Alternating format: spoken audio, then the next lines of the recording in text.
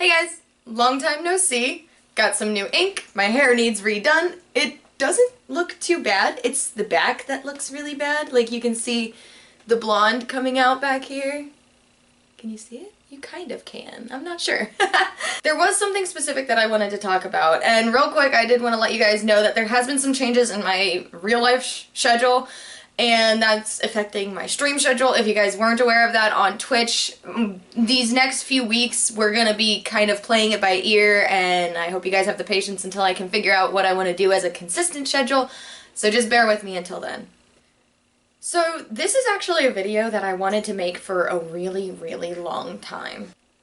And I'm not really sure if I'm the one who should be making this video, but I'm going to anyway because I'm learning, and I think the best way to learn is to establish what you understand, and you can further your understanding by people explaining more to you, you know what I mean? So as everyone here knows, I am passionate about animation. I always have been ever since I can remember, actually. Honestly, I think my awakening was probably somewhere near 2010 when I was about 15 years old. So I was a youngin'. How to Train Your Dragon was my awakening, if you guys wanted to know. I can talk a little bit about that more in detail one day, but until then, I want to stick with this. My coworkers at Chick-fil-A knew I was really passionate about animation, and people would actually ask me some things about the process because I understood the process. At least I thought I did. Now, like, what I understand about the process, I think I'm, like, mostly right, but everybody's workflow is different, and, like, every studio is different, every style is different, so, like, maybe the way I understand it, it doesn't work for other animators, and maybe the way I understand animation is exactly how some professional animators do it. It's all relative. One coworker in particular, and oh my god, I feel like I'm getting choked up about it because I haven't talked to him in so long. I meant to text him the other day and I didn't.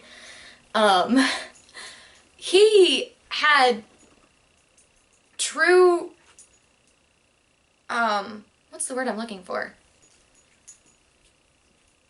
Support, I guess. He truly supported me in pursuing towards animation and actually committing my time to it, and he was always talking to me about it and always pushing me, trying to push me over that edge to finally pursue it.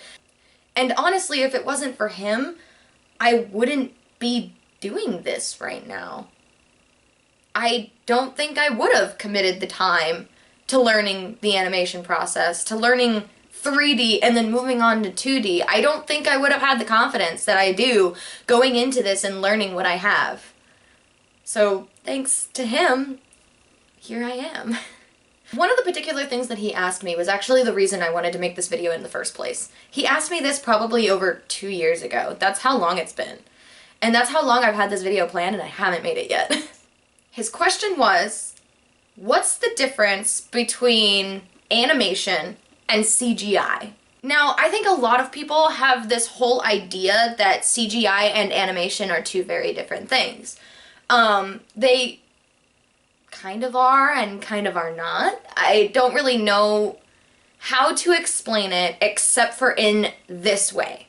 All animation nowadays is not done in the traditional sense. You look back at the original, like, Disney cartoons and where animation actually started, and everything was done with pencil and paper. And then transferred to screen. I don't know how that process works, but it was all drawn traditionally with pencil on a paper. Nowadays, I don't think there's an animation studio, as far as two-dimensional animation goes, who does anything on pencil and paper. Everything is done digitally on a computer. So, when you ask what the difference between animation and CGI is, there's not really a difference, because CGI just means a computer-generated image. So if you're drawing on a PC digitally, that is a computer-generated image.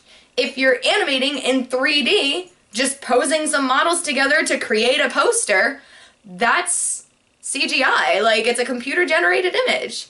So that's what I told him. And then he ended up wanting to go further in and wanting to understand what the difference between 2D and 3D is, and that's also what I'm going to talk about here. So first things first, what is 3D animation? I'm going to start with 3D because I feel like that's what everybody's most familiar with, because most films, video games, I probably the only department that doesn't use 3D animation very heavily is like television series. So when you think of animation, you think of, you know, Disney, you think of Moana, you think of Tangled, you think of Frozen, you think of DreamWorks, you look at Bad Guys, you look at Puss in Boots, you look at Shrek. Those are all 3D animated films, and what makes them 3D is that the model is actually three-dimensional and the environment is three-dimensional, where the camera can actually move like a cameraman in a live-action film. So the environment, it's more realistic, for lack of a better word. The environment and the model actually have the dimension. 3D animation is pretty forgiving as well, as far as if you have a proper engine, you shine a light on a model and the proper shadows are cast. Look at the movie Klaus. That's not a 3D animated film. The Netflix original film Klaus was actually done in 2D animation in a shadow box kind of feel. Like they layered the environment to make it look three-dimensional, and they built a 3D lighting engine to interact with these 2D character models, which is where you get the 3D look. That's a whole other thing. I'm gonna get to that later. So, most of the time when people think of 3D animation, most of the time when people think of 3D animation, they think of films, like I said, Frozen, Moana, Puss in Boots, Shrek. Those are the films that pop into their head. But if you look at some live action films, there is animation used in those as well. That is normally what I refer to as CGI, when it's like hyper realistic and very, very detailed into a live action environment. Stuff like the CGI 2019 Lion King, or was it 2020? But I would call that CGI. I don't know why, it's just how my brain works, but it is still animation. The new Little Mermaid film, the tail on the girl, Halle Bailey? Her tail is CGI, it's animated. A lot of stuff in Marvel films is CGI and animated. It's utilized in the same sense as a 3D animation. Now, there are some TV series that I know of that use 3D animation. It's not very common. I can't tell you why. It was even something that my one coworker had asked me about, like why it's cheaper to use 2D animation in television than 3D. I don't have the answer. I really don't. I still don't understand that. But the 3D animated television series, the first one that pops into my head is Jimmy Neutron. That's an older one. Some of you guys might not even really know it because I don't think it runs anymore. There's an anime on Netflix. Is it a Netflix original? I don't think it's Netflix original, but it's called Beastars. That one's 100% 3D. I think, what's it called? Love, Death, and Robots. I'm pretty sure that one's a 3D one too. From my experience, most anime is done in 2D animation. Recently I've noticed that animes are actually using some 3D shots just to save probably some time and money. I know there was a couple of shots where in Demon Slayer where Tanjiro and Nezuko were 100% 3D models.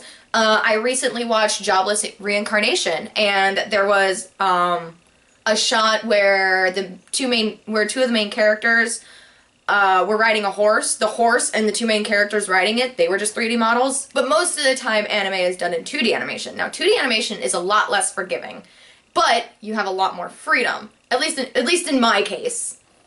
2D animation is very, very time consuming and work intensive, okay? You have to draw every frame. Oh, like some animation programs, like my animation program, I can kind of work in a specific layer where you can edit the strokes of your brush and you can animate that way. I'm still playing around with it, but 2D animation is definitely less forgiving. 2D animation, obviously, when you look at it, you know it's a two-dimensional thing. Also, the environment isn't built around the character model. You can't just move your camera around the model to get a different shot. You have to actually draw the character model in a different angle to get it to look like a camera is moving around them. So it's a lot more work intensive, and you have to draw the background. You don't typically have a lighting engine. I think 2D animation is kind of coming to a point where we can use a lighting engine, especially like I mentioned earlier, Klaus uses one. So maybe one day, but as of right now, most of the time in 2D animation, you have to draw all the lighting, all the highlighting and shading on the character model or on the background, and it's very labor intensive, like I said. Now, as I mentioned earlier about what I called traditional animation, so nowadays, all 2D animation is done on a computer, like I mentioned. Traditionally, it was done with pencil on paper. It doesn't really work like that anymore, so if you hear somebody call 2D animation traditional animation, it's still technically correct, but to me, traditional animation is the drawing everything on papers. But that's just like how I talk about it, I guess. Maybe that's what I'm trying to explain, is how I talk about things. So CGI, when I say something is CGI, it's typically an animated thing put into a live action film, like the live action Little Mermaid, Marvel films, stuff like that. 3D animation is where the entire environment and models are built in 3D and animated frame by frame, like Shrek or Frozen. 2D animation is stuff like anime, where you still have to draw every frame, but working on a PC, you can completely erase a line and never see it again, where traditional animation is done with pencil and paper, where if you can't completely erase a line, you gotta restart. In the world of animation, there's other aspects that you have to understand. There is animation style and there is art style. Now, when I say art style, I feel like a lot of people will think of like anime or like even Western? Yeah, Western animations, like animated TV shows. Now, I'm going to use an example just because it's a very stylized cartoon I grew up on. Danny Phantom. Danny Phantom was very stylized. It was kind of inspired by anime style, but it's not. I know Avatar: The Last Airbender was really heavily inspired by anime style. But that's like, I feel like when I say art style, people immediately start thinking of 2D animation. But 3D animation still has animation and art style. Now, look at the film Cloudy with a Chance of Meatballs. The character models are very stylized to fit into this world that they built. Like, it's a really creative film.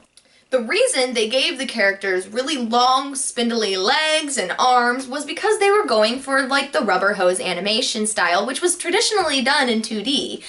Like, the old Mickey Mouse films, like the original Steamboat Willie stuff, that was garden hose animation. Look at Cuphead. Cuphead is garden hose animation. And Sony Pictures Animation decided to try that with 3D models. And it worked beautifully. Those models were built to move like that, and that blows my mind. Now, look at Pixar's Turning Red. I feel like they were trying to do the same exact thing as Cloudy with a Chance of Meatballs did, but I think it was a little less effective because the models were heavier, for lack of a better word. I talked about it a little bit on stream, but I don't know how else to explain it. But like when she moved like a cartoon character, it didn't really work because I felt like the models just weren't built to move like that. So that's what I mean by animation style and art style. And it can be utilized in 3D. Along the lines of art style, there's something called cel shading. The first time I ever experienced cel shading was actually in the video game Borderlands. And it's unique, it stands out. And one of the best things about it, in my opinion, is Borderlands 1 still looks good. Like, I think 10 years from now, Borderlands 1 will still look good because it's an art style that isn't being, like, oversaturated, or I'm sorry, not oversaturated, overused, where they're progressing the look of it and stuff like that. So I think even 10 years from now, Borderlands will still look good. I know one of the Zelda games are cel shaded as well. I can't remember which one. I want to say Wind Waker? I don't know. I've never played a Legend of Zelda game. Yeah, yeah. I feel like that's gonna tick some people off, but yeah. Never played a Legend of Zelda game. I tried to play Breath of the Wild once, but it was at a friend's and we didn't have a lot of time. Anyway, cell shading, I never really understood what it meant. But correct me if I'm wrong. I think what it actually means is putting 2D textures, 2D effects on a 3D model. Now, when you look at Borderlands, the characters are shaded, but they're not shaded with a lighting engine. The models themselves have black in spots where, like here on their neck, like it's just like darkened on the model. It's not from the light, it's on the model. It's actually painted on the model. So when you color a 3D model, I'm pretty sure it's most of the time called texturizing. So it's actually a shaded texture. So it's similar to working in 2D animation where you actually draw the shading on the model, but you're working in 3D rather than 2D and it becomes cell shading. And here is where I get really excited because it was utilized actually a lot in video games, but now it's moved over towards more mainstream media in films and TV. For instance, you look at Netflix's Arcane by League of Legends. That has 2D textures. You can tell just by looking at it. They almost look painted. Mitchell's vs. the Machines. Again, Netflix original. But Sony Animations did Mitchell's vs. Machines. And they actually built an engine to color, or not to color. I think it had something to do with the color and lighting of these models to make them look watercolor. And then you look at Sony Picture Animations again at Into the Spider-Verse, where everything looked like a comic book, where they used 2D lines, as to outline the character to make it look like a comic book. Klaus, I would probably put in the same department, but also maybe not, because it's kind of the reverse. It's a 2D animation with 3D effects, but is that the same boat? I don't know. I really don't know. But here's my thing. Back in 2010, when I started really recognizing what all went into animation, and I started appreciating the process and appreciating animation in both 2D and 3D. Yes, I lean more towards 3D, but I can appreciate 2D animation even back then. Now more than ever, since I've actually worked in it myself. But back then, animation was very set in stone. And I say back then like it was a million years ago. It wasn't that long ago, but the world of animation has changed so much in these 10 years? 12 years? Christ, that's so long. Animation still had the stigma back then, where it was supposed to be made for children and blah blah blah blah blah blah blah. At the time there was Cloudy with a Chance of Meatballs. I'm pretty sure maybe that was 2009, but Cloudy with a Chance of Meatballs definitely targeted children. How to Train Your Dragon? Yeah, still targeted at children, but it definitely had a more mature tone because Hiccup was kind of a coming of age story for him. So he was growing up, and now the trilogy, he's grown up with his audience as well. That's a whole other thing. Then you got like Despicable Me. Despicable Me actually came out the same year as How to Train Your Dragon. That one was definitely targeted at children. That's totally fine. 2010 was Tangled. I'm pretty sure. Maybe it was Brave. But everything was being stigmatized in animation. But now, things have really changed. In just 12 years, like I said. I'm gonna bring up Arcane again because it's stylized, so shout out to the animators and artists who worked on that. But also, its rating is mature rating. I mean, they've vocally, I think there's at least one F-bomb in every single episode. Maybe not every single one. I think the first couple of episodes, they don't have one. But once you get later in the series, there's a couple of F-bombs. There is blood. It's pretty violent. There's proper fight scenes where, you actually see the impacts of these people hitting each other, and, that's not exactly something you see in a lot of, children's media, obviously. I understand that anime does this same thing. Anime actually has genres targeted at more adult audiences, but it's coming over to Western media, and that's what excites me. The world of animation is changing, and I couldn't be more excited. This was attempted, I think, back in 2009, when Tim Burton released the movie 9 with the little steampunk dolls. That movie was actually rated PG-13, but here's the thing, it was a box office failure. That's the thing. It was attempted to target a more mature audience in animation, and it failed. People got scared. From a money-making marketing perspective, I completely understand why it'd be scary to try this. But now, with the success that Arcane is, and with the fact that Demon Slayer Mugen Train was actually shown in America's cinemas, that's changing things too. If Western media is more open to anime, that's changing that as well. Because, like I said, anime can be made for adults as well. People are recognizing, whoa, I can't see. Sorry, I must have had something in my eye. It was scary. I was like looking at my viewfinder and I couldn't see my face. Everything was so fuzzy.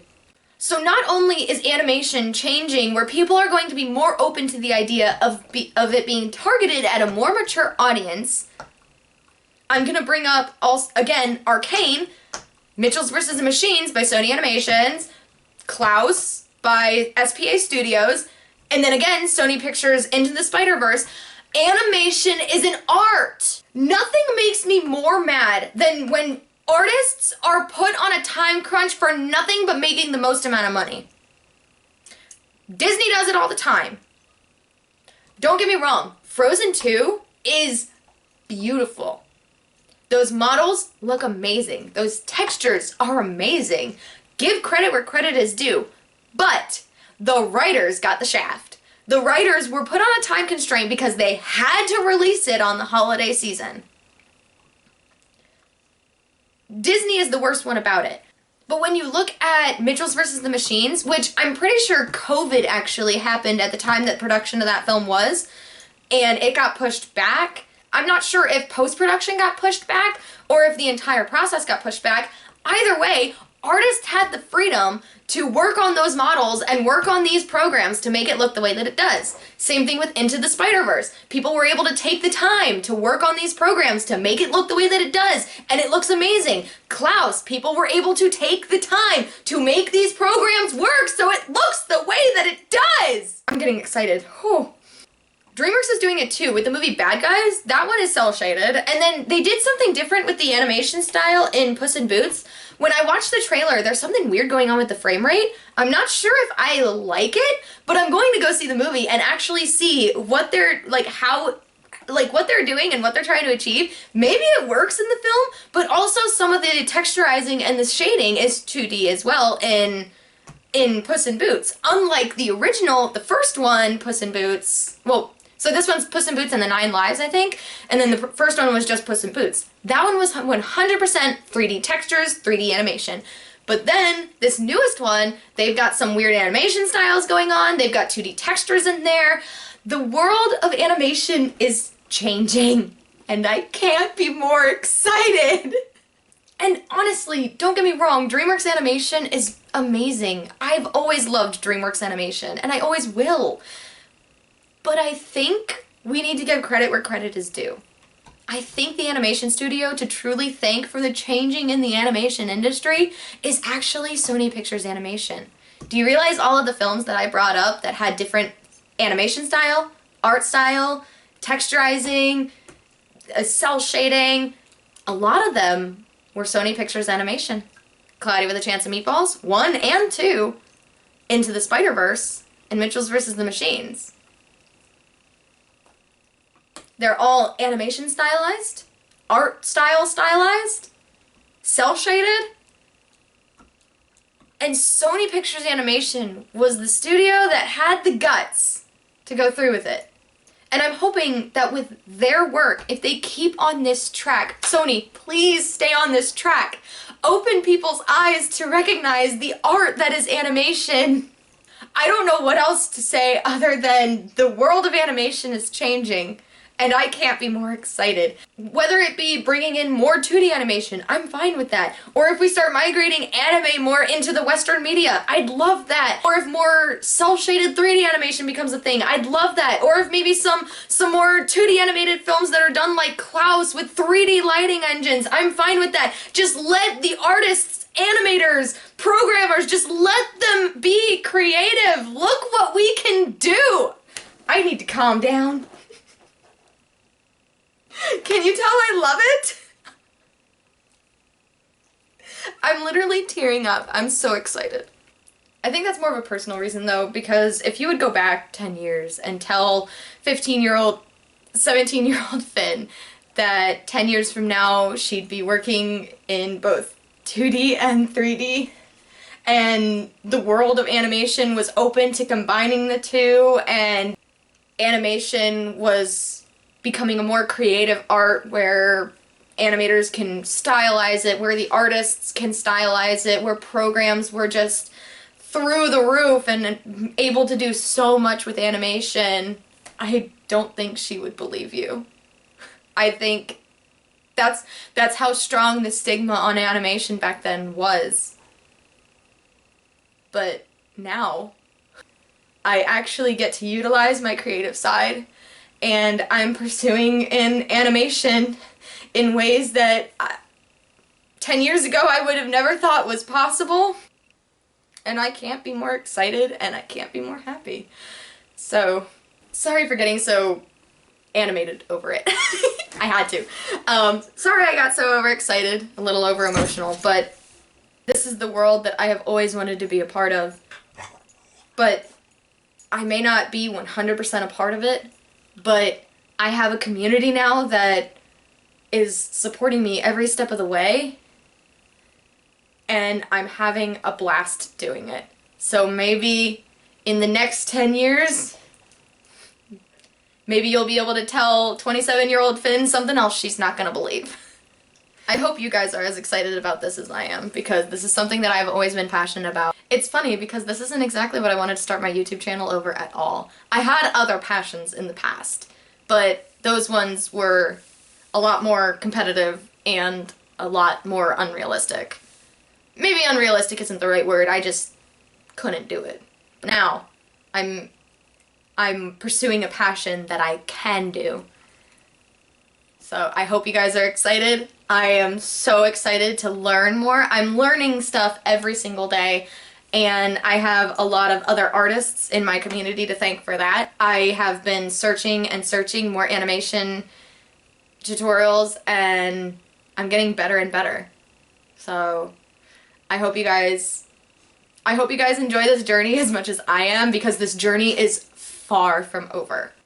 Honestly, it's gonna sound so lame when I say it, but this journey has only just begun. But yeah, like I said, I've wanted to make this video for a really long time, and I'm glad I finally have it out there. If there are other animators or artists out there who are in the same boat as me, I understand it's intimidating, but come along for the ride with me. Here is a starting off point, just understanding the differences and understanding what some of the parts that go into art and animation are, gives you an idea of what you can get into. So I hope this helps, and I'll see you guys next week with Siberia 3. Bye guys.